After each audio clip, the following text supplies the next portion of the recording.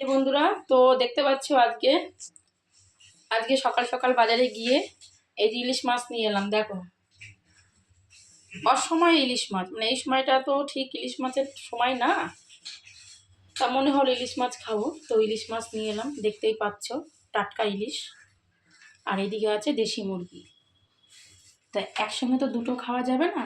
দেশি মুরগিটা রান্না করে রাখবো, ওটা রাতে হয়ে যাবে। আর মাছটা বেগুন দিয়ে ঝোল করব, ওটা দুপুরবেলায়। তো বন্ধুরা, তোমরা কে কে খাবে আর কে কে পছন্দ করো তো জানাবে। আর যে যে খাবে চলে আসবে। আমি কিন্তু সবসময় তোমাদের আসতে বলি, তোমরাই আসো না। তো ঠিক আছে, আমি তাহলে এদিকে রান্নাটা সেরে নিই। ইলিশ মাছের ঝোল করব বেগুন দিয়ে।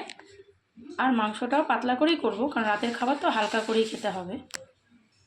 তো টাটা বন্ধুরা, বাই, রাখছি।